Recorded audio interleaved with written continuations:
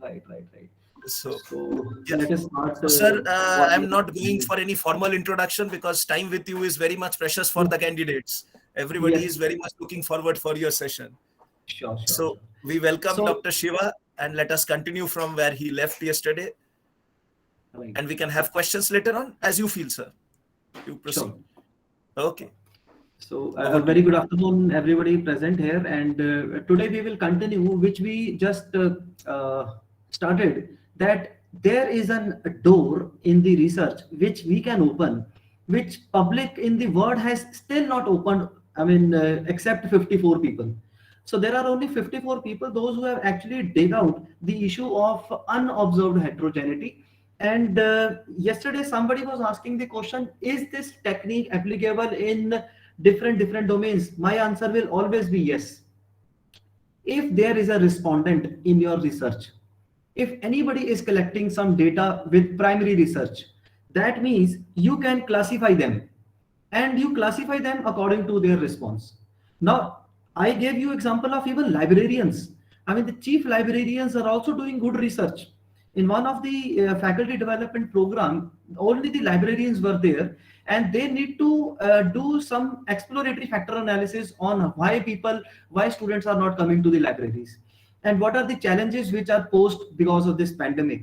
So whenever we collect some data from even the students, those who are trying to visit or not to visit the library, you can understand that students also behave similarly in certain fashion and certain manner. You can classify them based upon the variables. Whatever variables you are bringing, you can classify them. Now if you can classify them, there are four methods, and we are covering the fifth method, that is response based segmentation. How somebody has given response, you classify the similar response with the help of their response pattern. And we yesterday saw that there are information and classification criteria. Now I will dig more on this information and classification criteria, because if we do segmentation on unobserved heterogeneity, we need to predict this segmentation also, that is it good or bad. So we will go as one step ahead of this thing, that information criteria are there. But what is the actual meaning of these information criteria also? This is very important. So we will spend 5 to 10 minutes today, that what is actually the meaning of these information criteria. Actually, when Dr. Marco was training us, he said that there are total 18 criteria. But we are watching here that there are few 5 and 6 criteria which are taken care of, which are Akaika, Schwarz, and a consistent Akaika, and Akaika 3, Akaika 4. Now, what is Akaika 3? What is Akaika 4? What is Bayesian? What is MDL? So we need to first see this thing, and then we will do segmentation, and then we will predict this also, segmentation, whether this prediction is adding value to me or not, whether this prediction is adding value to my policy making or not. If I have to classify my voters, if a politician is understanding that in a particular area of Chandigarh, now Chandigarh is a very small town, let me tell you, it's not, I mean, a bigger place like Delhi, or even a city like Ludhiana. So Chandigarh is a very small town. If somebody has to classify how people behave, what is the response of the people towards voting, so you can see that can this voting pattern be generalized to some another city which is similar to Chandigarh? Or can we say with how much percentage in the terms of R square that it is adding value, my segmentation is a good segmentation? So we will do this thing in today's lecture also. And let me just share with you, first of all, the presentation, which was somewhere down the line in the midway, that how responses are captured. Responses are captured on the basis of variables. The first task of the researcher is to identify the variables. Now we have identified the variables yesterday, and if you see, we created a project, Atal Workshop, West Bengal, right? So let me just open this project again. You will see that the variables will be in front of you. These were the variables. So this data was of the telephone operators. They have actually collected the data on the basis of corporate social responsibility, attractiveness, performance, quality, and they have tried to determine customer loyalty. That how customer loyalty. So let me just make them black and white so that it is now okay. Colorful is sometimes pitching the eyes.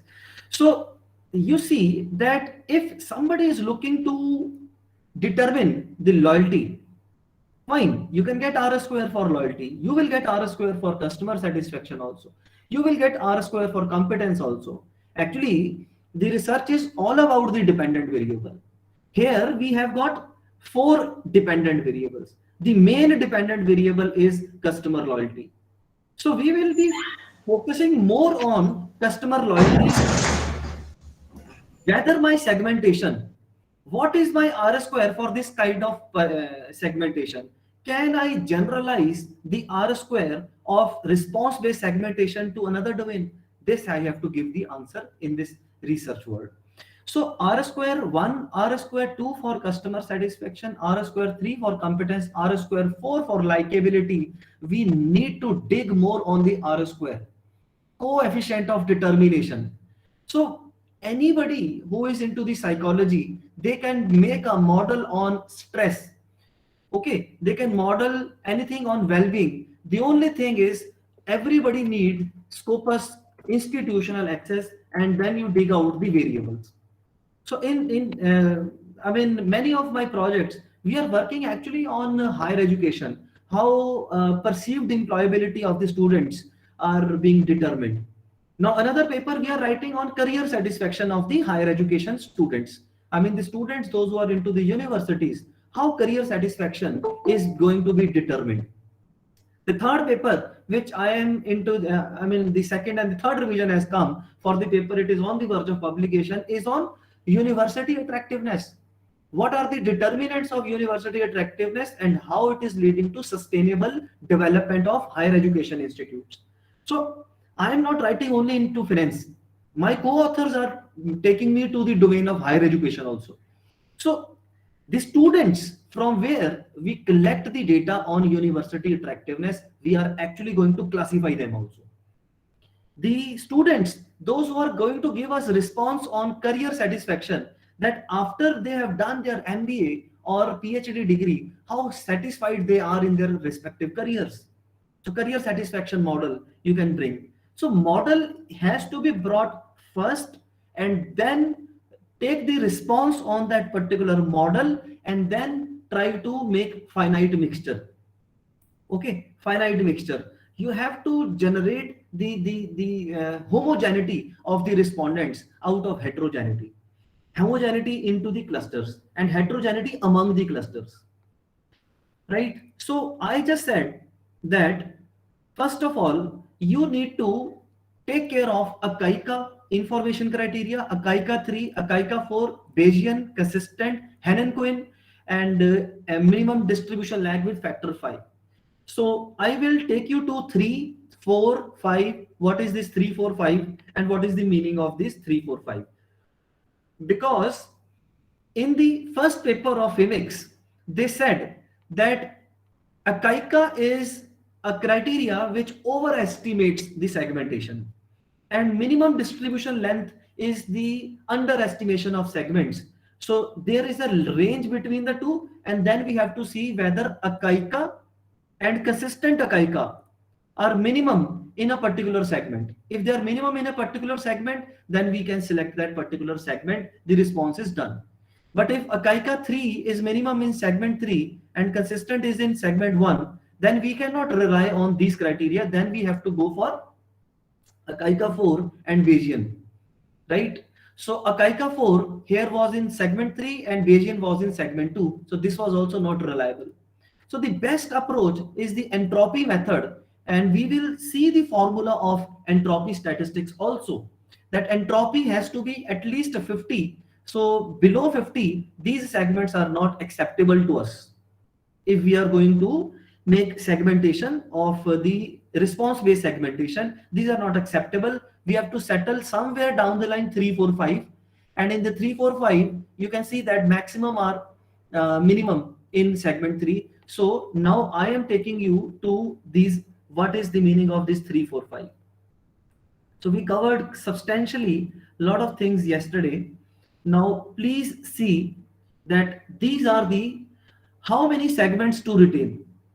Okay. The simulation studies. Now, if I give you this full screen, let me just make a full screen. Please see in the exact bottom of this slide, the reference is given in the paper of Marco Arnstadt, Jane Michael Becker, Christian Ringel, and they have said that which model selection criteria provides appropriate number of segments. In the same journal Schmallenbeck, where Professor Henn wrote in 2002, they came up after 9 years in 2011 that these are few of the factors which are important. Now, factor number 1, what is factor number 1? Factor number 1 is that how many segments we should decide. So similar to k-means cluster in SPSS, we have to decide upon what is the tentative limit of minimum and maximum limit of the segments. So this is done by G-star Power software. Yesterday you have seen that I was applying G-star Power. It is freely downloadable, and you download the G-star Power software and you see what is the minimum sample size. If I have to show you again, let me just take you back to the G-star Power. I guess it is opening. Yes, it is opening. Yes. So this is G-star Power. So in t-test, I mean, the best test out of Z-test and t-test is t-test. The minimum value of Z is 1.96, but the t is having 2.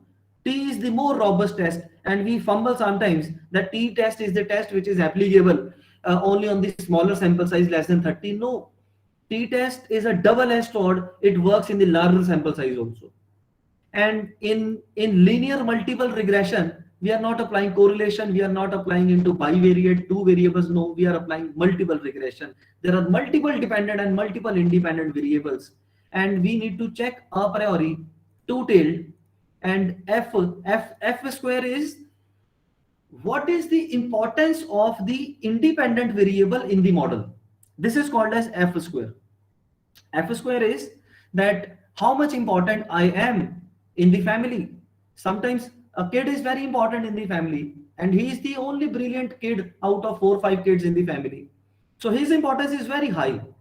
But sometimes you have to realize that in a model, whatever variables you are bringing, some variables are extremely important, some variables are not that important. Even if we drop them, the R square is not going to drop. So ultimately, the decision is taken on the basis of coefficient of determination. Research is all about R and R square. Okay, you have to rely the power of correlation and rely the power of this regression impact and what is the coefficient of determination. So F square, you assume that at least 5%. 5% is a very less element, that I have some 5% value in the model. This is what you have to assume in the initial stage, that you are bringing variables. And I say that you bring variables from Scopus. You bring variable from Scopus. So this is the database from where you search the genuine papers, or you search web of knowledge, web of science, right? So you just dig out from the papers of Web of Science. These are the only 2 authentic databases on which you should rely. You must rely only on Web of Science as well as only on the Scopus. So only then you can say that I am doing good research. So when you say that I am bringing my model, so my model must come out from only Scopus and Web of Science papers.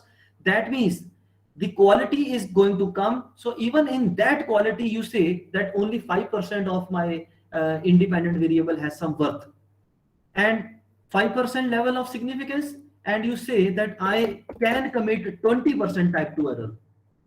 1 minus beta is 20 and the number of independent variables were 7. So you just calculate 159. This 159 is going to decide that how many factors will be there. So factor number one means that how many segments we can create. And this we did yesterday. If you see the presentation, we started with this activity, the K. This K is 1 to K is factor number one. This is called as simple, that if the sample size is 336, 159 was sample size, so the K is 3. That means the factor number one, which we are talking about in this exercise, is minimum number of segments. So you can take decision. You can take decision on the basis of factor number one. This factor number one is AKAIKA information criteria. AKAIKA information criteria, which generally overestimates. I mean, you don't know that what will be the minimum sample size. When you don't know what will be the denominator of minimum sample size, and the denominator can be high, denominator can be low. Now everybody should focus now on this screen. 336 divided by 159. It gives me 3 clusters. It gives me 3 clusters, right? But if in the G star I change the setting that my independent variables are very important. My independent variables are very important. Very important means 35, and on an average it is 15. Let us see that what happens with 15. You see the sample size is 55, isn't it? If suddenly you enhance that independent variables are important, it increased from 5% to 15%. Your minimum sample size is 55. Now you go to this response, like 336 divided by 55. Now what is the value? What is the value? Let me just calculate. Where is the calculator? Yeah, 336 divided by 55, right? So the number came to 6.10, isn't it? Number came to 6.10. Yes, sir. Yes, sir. Yes, sir. It's correct. Isn't it? Yes. So 6.10 means 7 clusters. That means 7 times Phemix has to be run. Okay, isn't it? This is factor number one, and this gives me overestimation that I can go with 7 clusters. I may go with 7 clusters. So suddenly the denominator has changed and your K has increased. So this can be 2 cluster, 3 cluster, 7 cluster. It is dependent upon the minimum sample size requirement, and minimum sample size requirements depends upon your F square value. What is the importance in the variables? So from where on earth this value comes for F square? You see, when you draw the model, you simply run the model. In PLS algorithm, it says user handy software. The moment you will run the software, confirmatory factor analysis and structural equational modeling will come in one go itself. This PLS algorithm, when you will run this PLS algorithm, you will get confirmatory factor analysis in just 10 seconds. Okay, so I am running it and you will see that all the statistics are there, but we are digging only in F square. So this is in comparison to AMOS, where a lot of things are to be required. You get the construct reliability, validity, AVE is given, composite reliability, Hensler's rho alpha, Cronwijk alpha is given. You can get the Forner and Acker criteria, you get cross loading, you get HTMT. Everything is given in one shot, but we need F square. Okay, we need F square. This is the matrix of F square. And I would like to ask the respondents, the participants, which is the most important variable in the model? Which is the most important variable in the model? You see the screen? You tell me which is the most important variable in the model. Sir, customer loyalty. Customer loyalty, very true. So we will go to customer loyalty and we will see that which is the highest value. Customer loyalty has got 3 independent variable. One was customer satisfaction, second was likability, third was competence. So the F square was 42 420. So now if you go to G star, you just write here the value of 420, 0.420. You see what is going to happen? The sample size minimum is 22. 22. And if you go to this 22, now you divide 336 divided by 22. What is going to happen? Let us just again see. 336 divided by 22. How many clusters? You will get, this was the answer which was given here. 15.27. Isn't it? Yeah, 15.27. Factor number 1 just overshoot the value from 3 to 7 to 16 clusters. This is factor number 1. So that is why a KAIKA information criteria gives you the upper limit. Upper limit. Because upper limit is coming from F square. And F square is giving you factor number 1. This is called as factor number 1. That how many segments you can prepare, but you will not prepare. Because the deciding criteria will be given by this AKAIKA 3 and consistent AKAIKA. The first factor is used only to determine the upper limit. This must be known to you. Factor number 1. What is factor number 1? Now you see factor number 2. Factor number 2 is the deciding criteria by the researcher. Now researcher is collecting data from the respondents. If somebody says, look, I am going to work with 385 respondents, because many people of you might be known that there is a formula of Cochrane which gives that above 385 the data tends to be normal. Okay, the data tends to be normal and normality is achieved after 385 if the population is unknown. If the population is unknown and with the 50% variation in the data, you can go with 385. So who said this 385? Who said 500? Some people say that look at the construct which has got highest items. Let us say quality has got 8 items. Quality has got 8 items. So multiply quality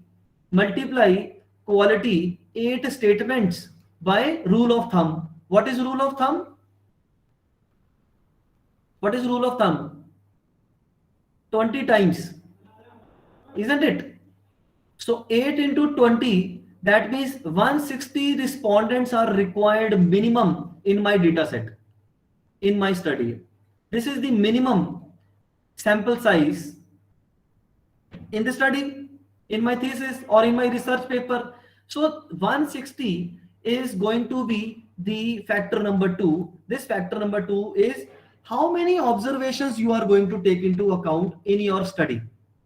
Because if you are working with 100, your segmentation behavior will change. If you are working with higher sample size, your segmentation will change. So we can take this decision, but generally we don't take decision on factor number 2. Factor number 2 is not, you can say, the appropriate criteria to investigate response-based segmentation. Sample size can never be taken into account for response-based segmentation. Factor number 1 can. Okay. So the AKAIKA was modified with criteria number 3.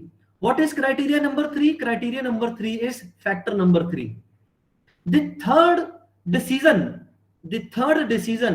to divide the respondents is on the basis of error. On the basis of error, disturbance term of the endogenous latent variable. Disturbance term. Now what is disturbance term? Let me just draw this thing, then you can understand. You know that customer loyalty was the main dependent variable. Yes, class, isn't it?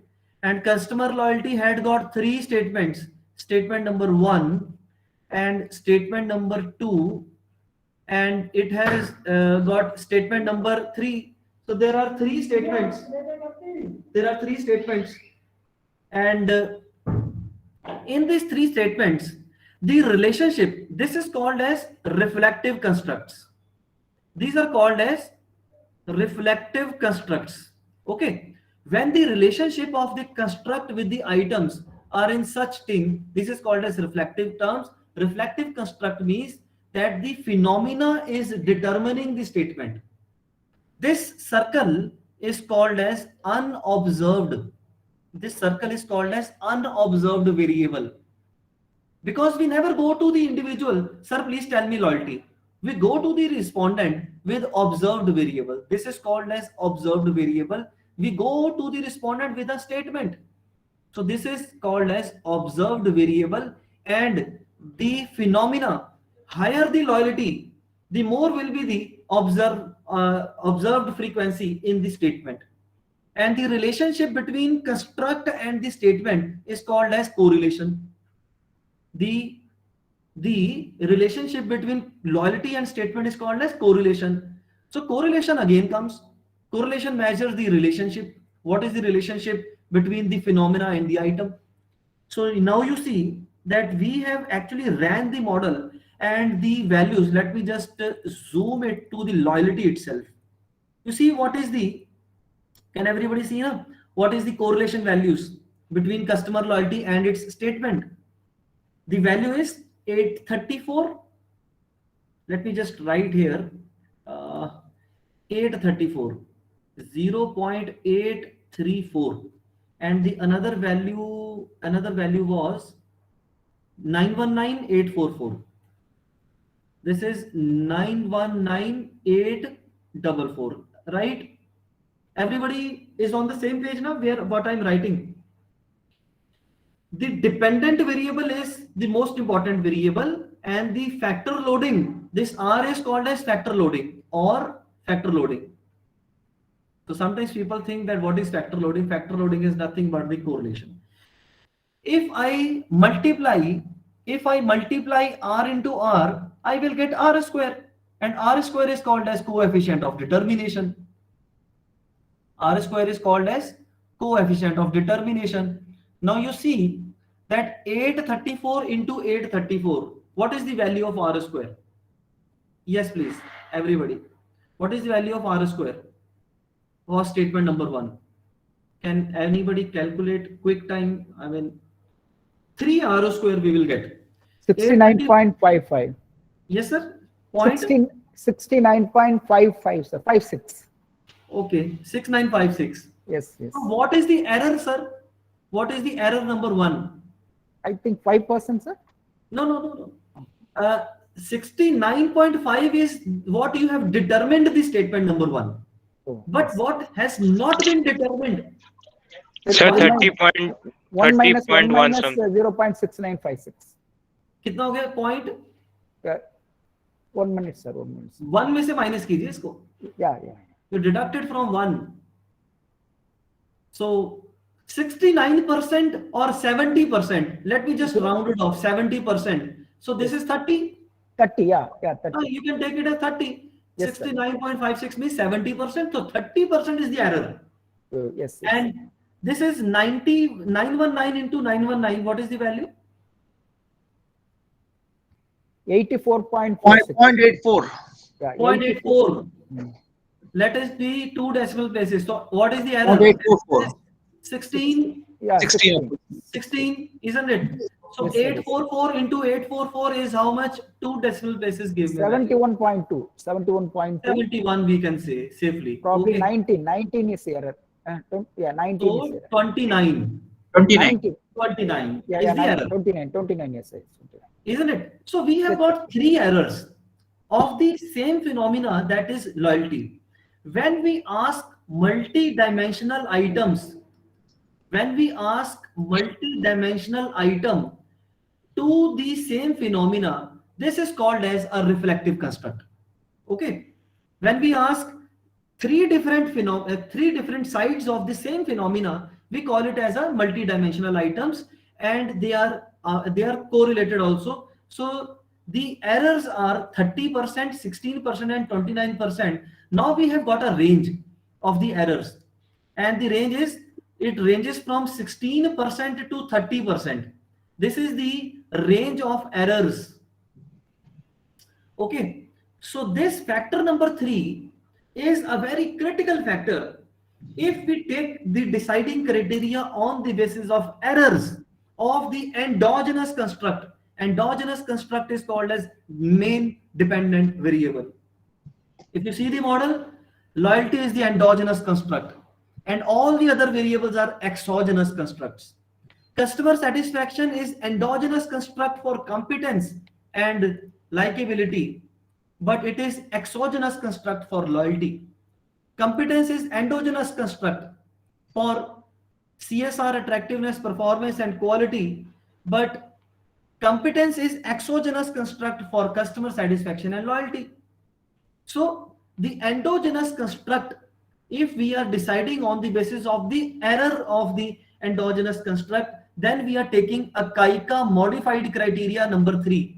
Now this is very important. Our role as statistician is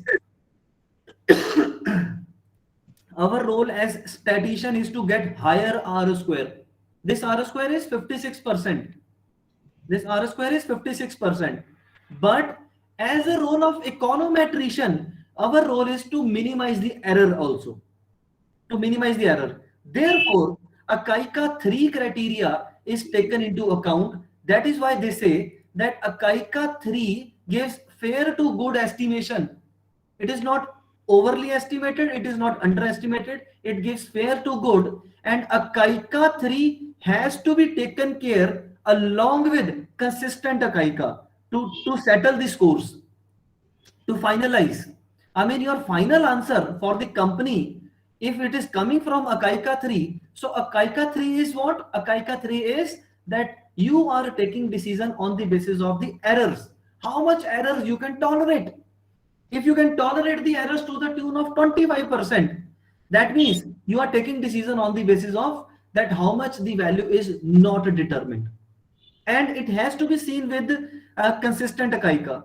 So consistent KAIKA is your factor number 6. That whether your segment will be balanced segment or unbalanced segment. Balanced segment or unbalanced segment. So if you are deciding that a KAIKA 3 and this consistent KAIKA is to be there, it will give you that either you are taking decision on these 2 criteria, or if they are not fitting it into, then you go for factor number 4 for modified KAIKA with information criteria. Which information you are digging? You are now thinking from the information of that what will be the distance between segment specific path coefficient. Now segment specific path coefficient, see the value ranges from 25 to 75. Now what is path coefficient? Let me give you a basic example. What is path coefficient? Yesterday I said that run the Femix and let it run on 2 segments. Let it run on 2 segments. Okay. So number of repetition, let me just make on 5 so that we can save the time. Let 2 segments to be there. Okay. So you will see that 2 segments means somebody thinks differently from other. There are 2 people, 2 types of people, and the path coefficient for this customer satisfaction for group A will be different. Path coefficient for customer satisfaction for group B will be different. The distance between the 2 people is criteria number 4, factor number 4. Okay. So in the meantime, let it run on repetitions. Let us focus on this thing. The factor number 4 is that if people from eastern part of India thinks customer satisfaction is important, and people from west part of India like Gujarat and Maharashtra, they think that customer satisfaction is not important. That means there is a path coefficient of people in West Bengal and the path coefficient of people of Gujarat. The path coefficient of Gujarat is 0.10 and the path coefficient of satisfaction for West Bengal is 0.50. So where is 10, where is 50? The distance between the 2 path coefficient is taken into account. Higher the distance, more is the effective segmentation. Because if people of Mumbai and people of Kolkata are thinking similarly, that means there is no segmentation. So now you see this path coefficient. If I say segment 1 is western side of India, customer loyalty, I'm clicking on customer loyalty. They say customer satisfaction is 443. They say customer satisfaction is 443. Now this can be the people of western side of India. They consider customer satisfaction a very, very important indicator for determining loyalty. Now let us say this segment 2 is East India, West Bengal. West Bengal, they think customer satisfaction is 622. Now who is thinking higher customer satisfaction? West Bengal people are thinking higher customer satisfaction with 622. The path coefficient of West Bengal is 622 and the path coefficient of this people of this Gujarat is 443. Now if I write this thing here, that the customer satisfaction, the path coefficient of West Bengal is 622 and the path coefficient of Gujarat was how much? How much was the value? It was 443, right? It was 443. So what is the distance between the two? The distance between the two comes out to be like how much? This comes out to be 0.622 minus 0.443, right? So the distance comes out to be 0.179. Higher the distance, better is the segmentation. Okay, so companies must think on this angle that distance can also drive the people to be different. You have to tackle different people differently. You cannot tackle different people similarly. So the people of West Bengal is more customer satisfaction consciousness than the people in Gujarat. So the factor number 4, what we say is factor number 4 is about this. So if factor number 3 fails, if a KAICA 3 fails with consistent, then you take a modified KAICA with criteria number 4. So all these things are critical for you. Now this table is not available in general books. This table, if you just enhance this thing, let us focus on this thing now very, very carefully. Can everybody just see clearly on this AIC, AIC3, AIC4, BIC consistent, Hanen-Quinn?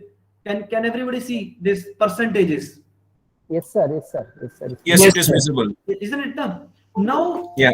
these percentages are not very ordinary percentages. These are very important percentages. These are some buzzwords. U stands for under specify.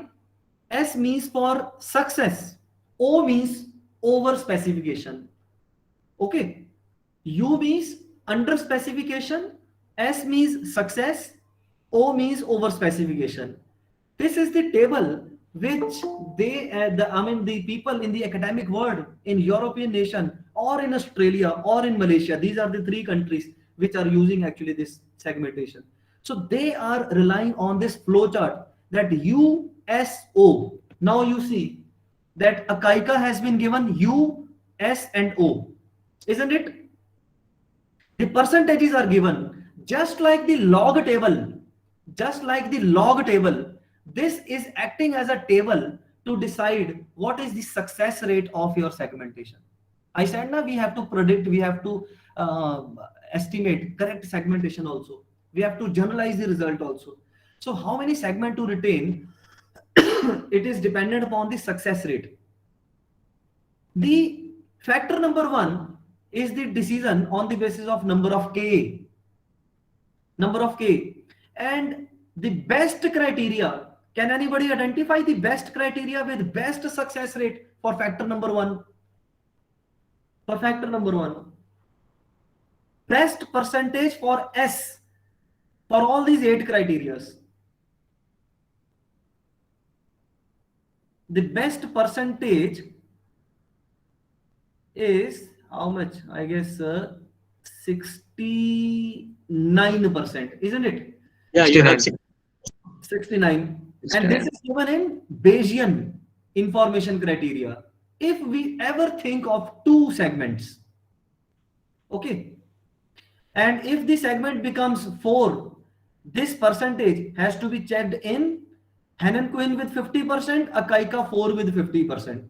That means we are fumbling between the criterias also. So factor number 1 is not a sound criteria, So such percentages are actually the tabulated values given by the statisticians, that what is the success rate of your response-based segmentation. So generally we focus on overall success rates. Factor number 1, factor number 2, which is taken on the sample size, factor number 3 on the error term, factor number 4 on the path distance, and factor number 5 is whether your model is simple model, whether your model is a complex model. If your model is a complex model, you have to think of factor number 5, and factor number 5 is going into 74% in Akaika 4 and Henan Quinn.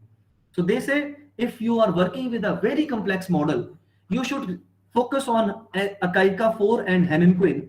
But if you are thinking from errors, error is the most important criteria in any research, then you have to rely on Bayesian with 68% if the error is less. But if the error is more, you have to go for Akaika 4. So these percentages, the success rates are predetermined, pre-specified, that if you take decision in any of the 6 factors, which criteria you should rely. So overall, the best criteria has been rated as Akaika 4. Akaika 4. Now what is Akaika 4? Akaika 4 is that it is actually a distance-based path coefficient. Higher the distance, better the segment is. So ultimately, you see that it is, when we say that we have to focus on Akaika 3 and consistent, if life is not settled over there, the distance-based segmentation is a good segmentation. And this is the formula for entropy. What is entropy now? Because if everything fails, we have to rely on the entropy criteria. Entropy criteria is giving the degree of separation from cluster 1 to cluster 2 to cluster 3. Entropy is the point of separation when people separate from each other. Okay, so entropy must be at least higher than 50%. 50% criteria has to be there, and this entropy for separation, ES, is calculated by 1 minus log of probability of segment membership. This is given by K. Okay, so this is giving you only and only the probability at which the 2 points differ. Let us say this Akaika is giving the number of segment at 4. Okay, 4 is the segment. At 1 segment they behave similarly, at 2 segment they behave similarly, at 3 segment they behave similarly, but after this 4 segment, the gap is high and they are changing their behavior. So they are moving upward. This is the point of separation, which is taking the point of entropy. So entropy is the point of separation where the pattern changes. That is why the last and the best criteria they have mentioned, that take that entropy where it is 50% and more, and that is the point where the behavior of the segmentation also changes. It should be larger than 50%. Okay. So this we have done yesterday, and now I just said that you have to go with this path coefficient, that what is the path coefficient, and then check whether the segment 1 and segment 2 and overall, what is the R square. Okay, where is the R square? So let us just go with the activity, and then we will see what is segment 1 saying and what is segment 2 saying. So our lecture ended with this slide, that discrete segmentation is to be done with you, and you have to copy this discrete segmentation And this discrete segmentation comes with this aspect, segment assignment. In final results, this is the last option, and you can say that respondent number 1 is falling into segment number 1. His path coefficient here is 76. His path coefficient is very less in segment 2. So he belongs to segment 1. Respondent number 2 falls into segment 2. Respondent number 3 falls into segment 1. Respondent number 4 falls into segment 1. So discrete segment assignment is the final partition which you have to copy and you have to paste it into your data set like this, and this end value gives you that who belongs to which customer, which segment. Now I am going to import this data set. This is 336. You see, in the 336 there is a column Phimix segmentation. Phimix segmentation. This Phimix segmentation will come if you have copied the data into the original data set and then bring back the data again. So this data which you have collected, you have to paste in the end and then import this data into the software so that it should look into the data set. It is a part and parcel of the data, Phimix segmentation. So now what you have to do, you have to now generalize the results. You have to do prediction oriented segmentation also. We call it as POS. Let me just write here. The next topic which we are going to cover here in prediction is prediction oriented segmentation. Let me just write it here. Yeah. We call it as PLS POS. First is decide the Phimix. I guess now after listening to so many things, you will be bombarded with the one thing, that how to determine the information criteria. Remember, everybody must have remembered now. Start with G star, calculate the K, run the Phimix 4-5 times and decide between the Akaika 3 and consistent. If it is not fitting, Akaika 4 and Bayesian. If it is not fitting, go for entropy, and then you see that this is the appropriate segmentation. So after Phimix, then you have to apply prediction oriented segmentation. Prediction oriented segmentation. Can you predict? How you will determine? You will determine with the help of R square. So R square is going to help you a lot. And in this regard, this we have done. Now you see that the path coefficient for this segment 1 will be different. Path coefficient for segment 2 will be different. How we can see this thing? I have attached this screenshot and I have shared this PPT yesterday so that everybody can have this PPT to see that how to look it into the finite mixture. So if I have to see the PLS algorithm and this is the Phimix now. So path coefficient, let us see, this is segment 1, this is segment 2. You have just seen customer satisfaction for segment 1 is 44, segment 2 is 62. If I take customer satisfaction in segment number 1, the likability, segment number 1 means, let us say Gujarat. Gujarati people prefer likeness, which will lead to customer satisfaction. And segment number 2 is, let us say, West Bengal. So West Bengal people think that if the product is competent, only then we will be satisfied. Look at the sea change in segment number 1. So that is why you cannot say that my decision will be same for segment 1 and segment 2. This is actually a meaningful thing to decide. Now, Phimix has some advantages.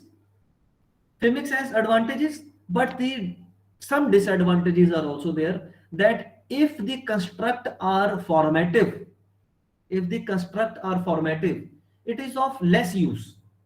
It is purely on the basis of reflective measures. When we say now we have reflective constructs like this is appropriate technique. But if the construct is formative construct means that a construct is decided by the items and it is fully determined. When items fully determine the construct of customer loyalty, then we call it as a formative construct. And in formative construct, R square is always 1. When the R square is 1, how can we investigate change in the R square when we already has got the R square 1? So that is why Femix is sometimes difficult in formative measures. It gives some limitations because this is a maximum likelihood method. So now we are running for the PLS POS. What is PLS POS? PLS POS gives you this these steps. First of all, run the Femix. Good enough? Yes, everybody. Now you will run the Femix. You will run the Femix and you will determine the number of segments. This is step number 1 and 2, for which we have learned yesterday and we have discussed on this. And your target construct is customer loyalty. You have to understand that there are 4 dependent variables, but out of 4 dependent variables, who is the most important one? It is actually the customer loyalty, which is the most appropriate and important one. So stage 1 and stage 2, you have to do first, and then you have to run the PLS POS procedure. So what is POS? It is actually a hill climbing approach.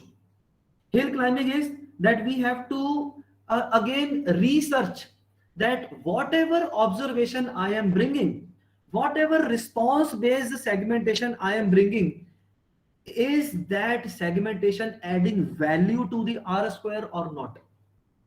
If the observation is not adding value to the R square, then that even segmentation is not a right segmentation. Despite the fact we are doing some scientific methodologically, then there is something wrong in the behavior of the data set. That means the responses are not correct, which means there are outliers. So PLS can also determine whether there are outliers or not. You have to cancel, you have to drop the outliers from the data set. Okay, you have to drop the outliers. How we can determine? You will see that how outliers are determined. Generally, Mahalanobis test is the ones which checks for this multivariate outliers. But PLS also, this Femix also. You will be amazed to see that this will actually be one of the methodology to determine outliers, if there are outliers. Okay. So it is actually a distance based segmentation. And Professor Mahalanobis was an Indian mathematician, and if you see his writings way back in 1930s, you will understand that it is actually on the response based. Just give me a second.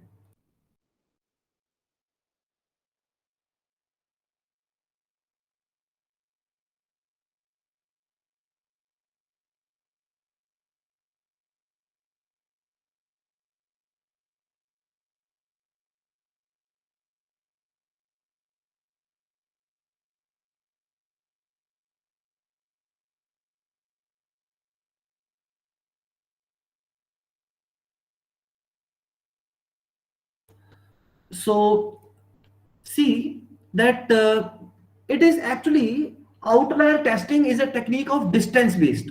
Higher the distance, let us say there are 40 students in the class and 40 students are getting some marks. So you take the mean of these 40 students, and anybody who is away from that mean is an outlier. That means somebody has to work more on that student, that he is very far away from the mean. Either the student is a topper or the student is a dropper. So these two things you have to understand. Shorter distance to another is selected as the base for segmentation. Here we take it as a shorter distance. So we need to maximize the predicted power of the model. your model, whatever the model you are bringing into the research, you have to enhance the predictive power, and the researcher can frame an additional objective within the objective of uncovering unobserved heterogeneity. So somebody can frame the objectives. Sometimes people in the PhD, they face problems. They say, how, what will be the objective, how we should frame the objective. This is how you should frame the objective. The objective of the criteria can be the objective of your thesis. But you must know that what you are going to do. You can frame one of the objective in thesis, that number one, we will uncover unobserved heterogeneity. Objective number two, we will maximize the predictive power of the model. Okay, so this is a technique where the appropriate segments are related to R square enhancements. Ultimately, we are again landing up into R square. So we have to maximum number of candidates for a segment reassignment. I mean, there is a concept called as search depth, which will be taken into account, that what will be the maximum number of candidates for a particular segment, and where minimum number of segments. Let me give you an example by writing here. Let us say the segment number 1 and segment number 2, 45% of the people are classified into segment number 1. Okay, and 50% of the people are classified into segment number 2. So what is segment number 3? 45 plus 50 is 95. You can say that there are 5% people, those who are not fitting into segment 1, segment 2. This means that this segment doesn't mean a segment, it means outliers. These are the peoples which are actually not behaving according to the group mean, group centroids. So this segment, let us say the respondents are 500. So 500, 50% is 250 people, and 225 people are here. So 5%, I mean 25 people are the outliers. You have to delete these 25 people, and then you have to reorganize that what is the appropriate segment. The segments are actually 3. It is not the 3 segments as suggested by Phimics. The percentage of the people can also take the criteria. You have to go for the search depth. So what is the steps of PLS POS? It is actually a parametric approach. Now focus on this parametric approach. The PLS is actually a non-parametric SEM. It doesn't require any assumptions in the normal distribution. The parametric approach. First of all, you have to double click on the data set and generate the data set on the basis of Phimics. Okay, so let me just take you to the data set. Everybody can see that this was the data set. Step number 1, let me just delete everything.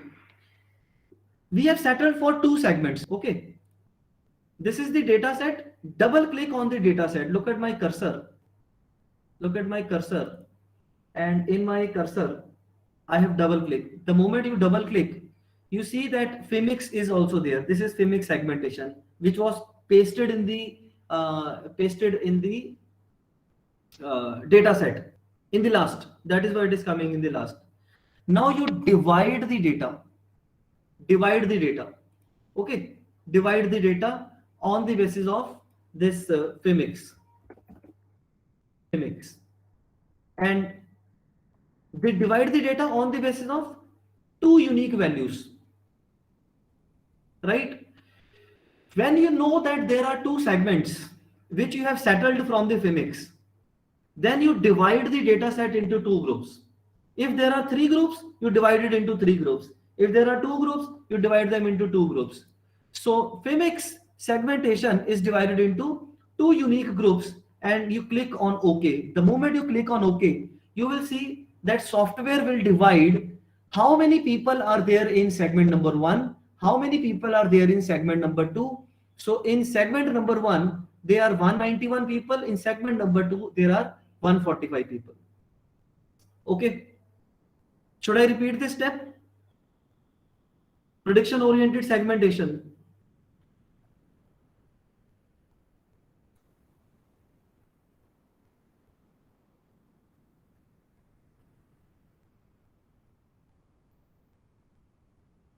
Anji, should I repeat or should I continue?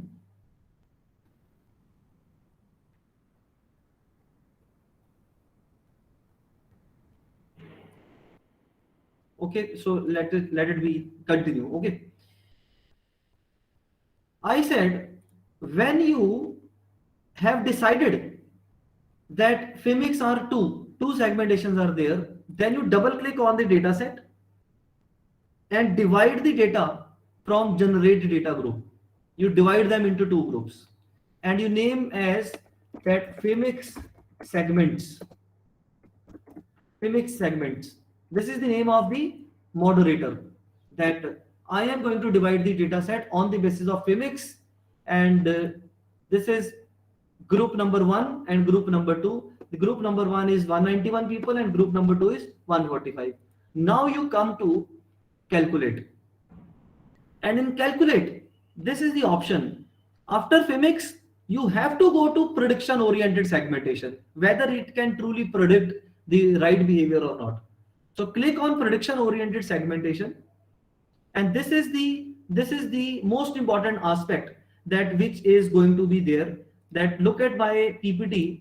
The PPT says that what settings you have to take. These are the settings which are mentioned in advanced book only. Only the advanced book. They say that you have decided on 2 segments, fine, good enough. Number 2, iteration 1000, search depth.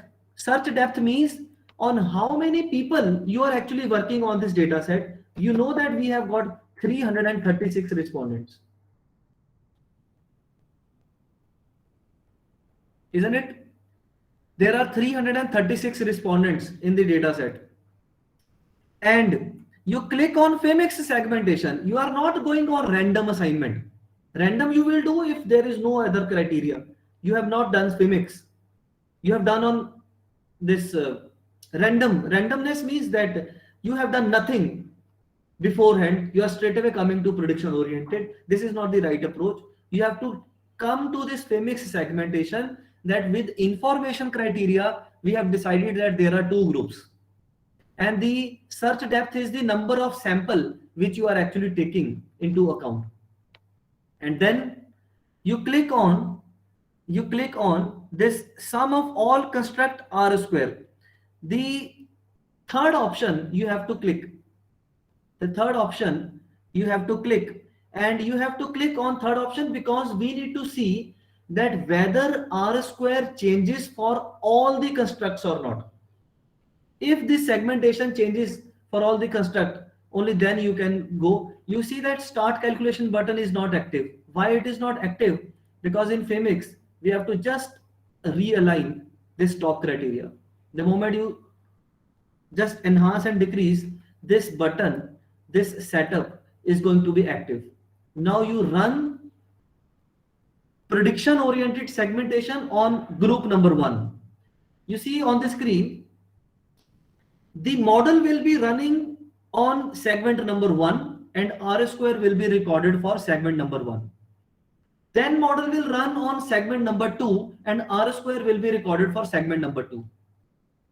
This is what is going to happen right now. So let it be running and take you to the output sheet. This is the screen which we have just operated, and then you will see that POS based segment and the original path segments. One is prediction oriented segmentation, one is the original path segments. You have to check the R square. You have to investigate the R square. You have to estimate this R square. Please see in this slide that segment number 1, let us say West India, and segment number 2 is East India. The respondents of East India and the respondents of West India. The competence is 74 for West India. The competence for West India, East India is 65. The competence R square is 74 and 65, and original R square was 62, but the weighted average R square is 70. Has this R square increased or not? If this R square has not increased, that means these two segmentation processes are not good. They are not generalizable. This is the real output which you have to report. So first of all, do the FIMIX, bring the FIMIX discrete segmentation into the data set, divide the data, run the model twice, so that one R square is taken for segment 1, one R square is taken for segment 2. If there are segment 3, it will run thrice. So you need to see whether the R square, original R square, has improved or not. Original R square is run on the total sample, and the weighted average is run on the, you can say, the weighted average R square of the two segments. So it should enhance. For customer satisfaction from 29 to 39, yes, it is improving. Loyalty 56 to 63, it is improving. Likeness 55 to 66, it is improving. So if this thing happens, then you give concrete solution to the policy maker that I am doing a wonderful job and please rely on my, you can say, wisdom. What segmentation I am bringing? I'm bringing very good segmentation, and make your policy on segment 1 separately, segment 2 separately. Right? This is what is the real research. So number 1 is go to segment assignment, copy the final partition and run it into the separate file, and bring the file into the project explorer, and then run the model on segment 1 and then segment number 2. So the final word from my side will be that after this you can go for moderation. So if somebody wants to check how gender changes, how female male differs, so it should be done beforehand by taking the segmentation on the basis of FIMIX. Okay, so this final partition is the one which you have to take. So PLS pause group is going to be the final partition which you have to copy. Right? So segment assignment, when you run PLS pause, you run this final partition, you will get this final partition. You have to copy this final partition and you have to paste it into the data set, and then divide the groups into PLS pause groups and then apply moderation. This is the appropriate segment solution for which you have to check how people behave differently and then make a policy. That gives a more refined method to explain the behavior of the people. Never ever say that it is a behavioral segmentation. It is not a behavioral segmentation. This segmentation is how the response was given and how segmentation was done, and whether that segmentation has actually prediction oriented segmentation or not. Then you go for PLS. Okay. So this is how somebody, you have to add the data group and divide, right?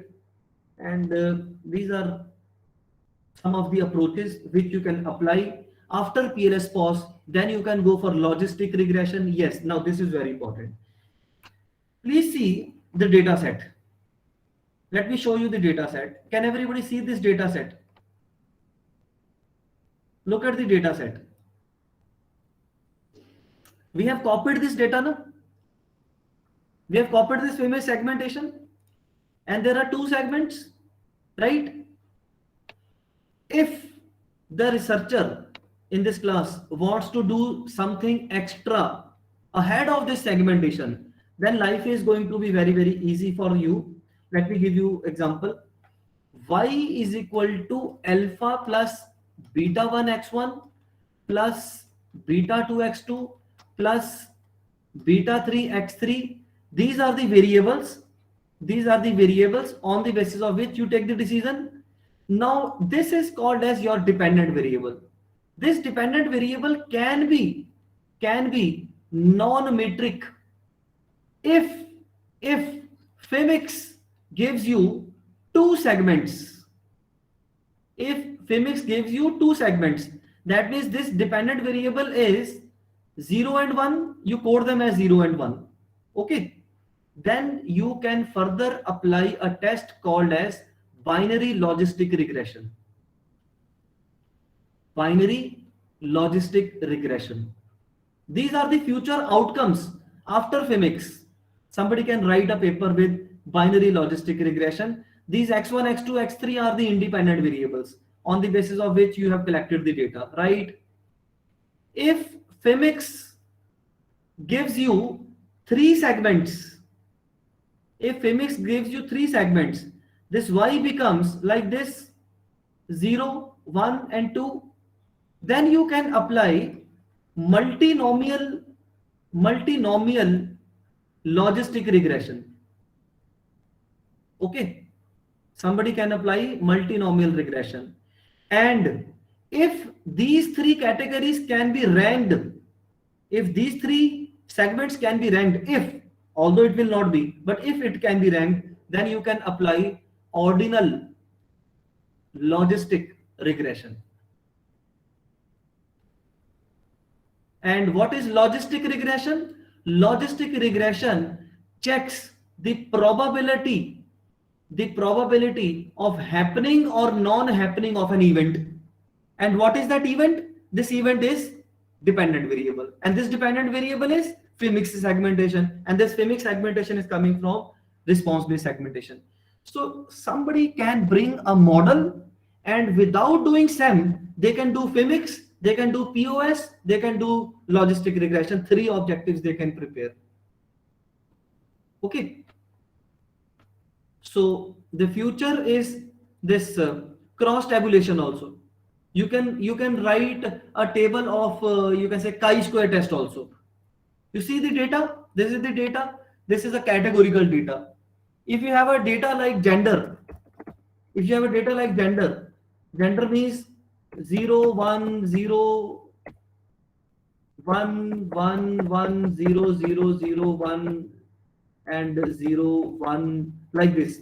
Now this is also categorical. This is also categorical. You can apply cross tabulation. You can write another paper with chi-square test. Phimix multiplied by gender. How segmentation is associated with gender.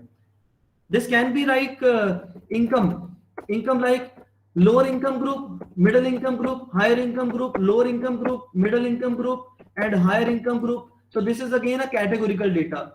How the segments are associated with the income level. This can be education. Let us say in your demographic data, 1 is undergraduate, 2 means postgraduate, 3 means PhD. How these segments are associated with education. There is a lot of things you can do with Phimix. That chi-square test can be there, or this Phimix can be the dependent variable itself.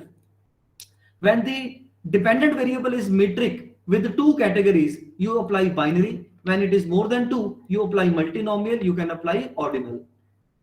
There is a lot of things available in the market. Okay. So it is computationally intensive, but you can learn. Okay, you can learn, and you can learn easily, because I have given this screenshot for your better understanding that where to go, where to check, where will be the value. In quality criteria, in R square, you have to check. Which you have to check? What is the original R square? Whether the improved R square is there. If there is an improvement, go ahead. If there is no improvement, don't go ahead with this Phimix segmentation. Then revise the Phimix segmentation and then come out with the new. If there is outliers, definitely you have to this thing. Look at this R square. This R square is like, competence. This is what I was showing. 60 to 67, 29 to 45, 56 to 61, 56 to 59. In all the 4 cases, it is improving. That means this is the best segmentation which you can do. And what you have to do, you have to click on segment assignment, and then you have to copy this group assignment from click here and then paste, and then you run the model twice. Okay, on 191, on 145, this is the best approach you can apply. And there is another offshoot of this segmentation. You can go to calculate, and you can go to multi-group analysis. Now see multi-group analysis. How 191 people are different from 145 people. Multi-group analysis is nothing but moderation, multiple moderation in all the data. How 191 people are different from 145 people. So start calculation. This you can do only if your prediction oriented segmentation is justified with improvement in the R square. Okay. So how East India versus West India. Now you remember that many people are in the habit of doing comparative studies of public sector bank and private sector bank. Many people apply how European versus American is there, how India versus Canada, how India versus US studies are there. This actually is the offshoot of this segmentation, that PLS MGA can be applied. Now this is how you have to see that attractiveness leads to competence is significantly different. In which segment? Segment 1 minus segment 2, the segment number 2 is more, and there is a p-value significant also. What else? Corporate social responsibility, the segment differs. What else is differing? The another is performance. On the criteria of performance, they differ. People differ on the basis of performance. People differ on the basis of CSR. People differ on the basis of attractiveness. Rest of the things, they don't differ. Who can tell you? PLS MGA can tell you. But before running the PLS MGA, you need to have some segmentation. You have to divide the data. How you will divide the data? You have to understand that this segmentation you have to do with information criteria. Okay. So I thank you for patiently listening on this aspect, and you must have noted down binary logistic regression is an extension, multinomial is an extension, chi-square test. I mean, this Phimix, when you will copy, you can apply cross tabulation one by one, Phimix with gender, Phimix with income, Phimix with education. Lot of things you can do. And I have mentioned in the PPT somewhere down the line that what you can do. Let me just write it here, that chi-square test. You can apply chi-square test. This is a very nice approach. Learn chi-square test. They are very easy approaches, but logistic papers are very less. So think of this thing, that PLS Phimix or PLS POS. The PLS POS will nail the last button in your research, that this is authentic research. This is confirmed research. This is appropriate research. Why? Because my R square is improving. Show this the table. And then you search the paper. I have given 8 to 9 papers yesterday. Now when you will read those papers, you won't find that they are the technical papers now. They are very simple papers, because they have given this table. They have given information criteria, and rest of the things are easy. So any technical paper can be decoded if you know the technique, if you know the objective, you know the null hypothesis, and you know how to interpret. So that's it from my side. Thank you. Thank you, Dr. Shiva. Now the session is open. Participants, we have 10-15 minutes. Dr. Shiva, can we take that time? 10-15 minutes? You can shoot any questions which haunts you, or which you think that it is important for me to ask. Exactly. So participants, the session is open to you all. Go ahead. We have a few minutes. We can take 3-4 questions easily. Yeah. And if somebody gets enlightened after this, reading this PPT, you must think that you can be the next individual in the 54 tally of the list. Okay. And how to write the paper? I have sent you the papers. Just mimic those papers. The thing is, somebody has actually done the research. Many of you must have submitted your thesis. But what more you can dig out from your thesis? This is what you can again make your thesis alive, which is buried in the libraries. Bring your that data set again. Run segmentation, write a paper in 2022.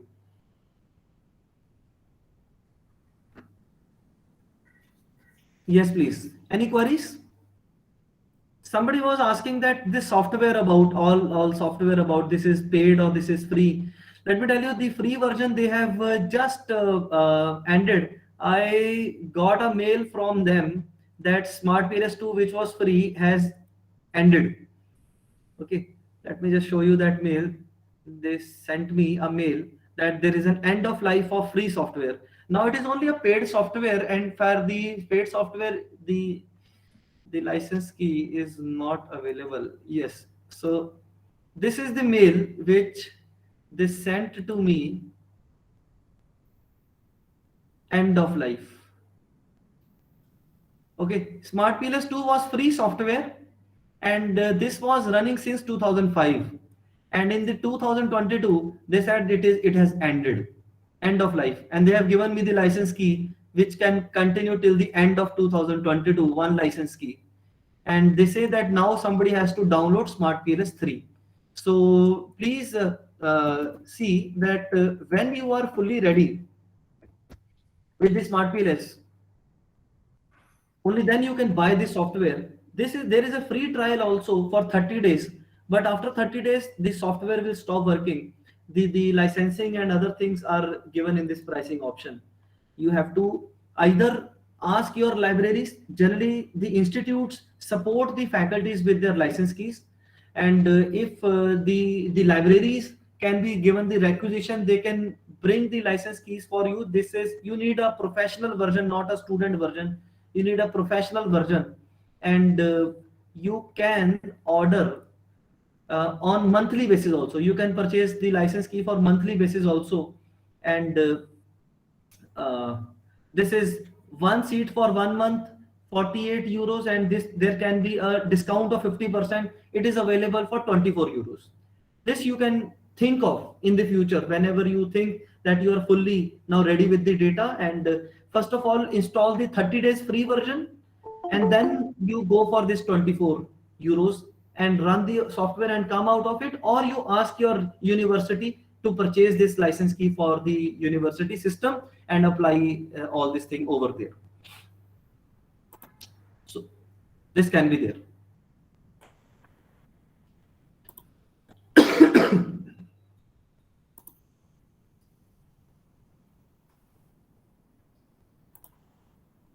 So the participants are silent today. At least they were saying that they enjoyed your session yesterday and looking forward for it. And after you sent me all the documents, I have forwarded them to. Absolutely fine thing, yesterday. because whatever I am speaking, I have done with this screenshot thing in the PPT. So now Exactly. you see PPT, run it, give the answer, run it, and then go for next step, then run it, then answer will be there. You will get the Exactly. answers. Exactly. Now it is a matter of focusing with. You need to sit with your machine and focus. That's it. Practice will make them perfect. Yeah.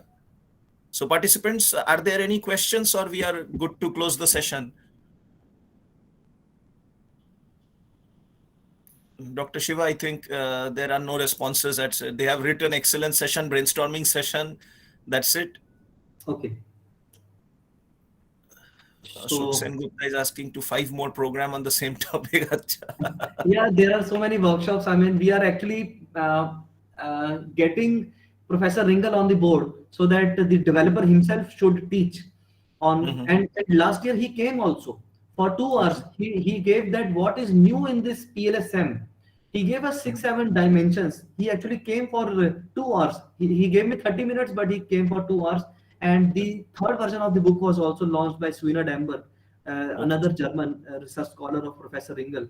So these days we are working on that if he comes again, and the workshop can be done for Indians. Okay, we will be in touch. You let us know, then we can always organize. Not an issue. Sure. Okay, so participants are saying no questions as of now because they have many things to digest. They will work on this. Okay, thank you, Dr. Shiva. You had a meeting, a departmental meeting. Then at that same time, you had to continue Yeah. with it. That was Okay. also on research. Yeah. That is, train the faculty to research, to write good research papers. Okay. Actually, it is the most important aspect in the universities, affiliation, accreditations. You have to think somebody can be rich by the money, but poor by the ideas. Hmm. I never feel this thing because when we read the topic, we get an idea that this angle can be given to this variable and the research paper can be generated. Hmm. So this door which I have just opened, I mean, we are also thinking of that opening the response-based segmentation should be there, and our name should be in the tally. So there are not 1,000 people, there are not 2,000 people like service quality and other things, TAM, UTOUT. A lot of people have jumped into that domain, but this is a barren land which is open for everybody. That is why when you asked, I said that for this workshop at least, this has to be a very unique topic. Exactly. So you only suggested this topic thanks to you, and formally I thank you, and we are looking forward for many more future sessions. Sure. So definitely thank you very much. Thank you, dear participants, for actively participating in this platform. Now we understand that 5 days FDP is gradually becomes stressful from the third day onwards. Yeah, absolutely. Because every day when things are going into the brain, both physically and mentally, these are stressful. But thankfully, these things are happening. Otherwise, we would have remained distant from one another, and there was no opportunity of knowing these things. That is where India lacked till this time. So at least that is what I'm looking forward, that we can just go ahead and fight with the foreign world. Foreign world, absolutely. Yeah, we need to fight, and this is the base on which we need to build. We need to build our scholars. We need to fight as a team. Okay, so thank you. So we are closing this session. Namaskar, Atulji. So we will be in touch. Thank you so much. Thank you. Thank you.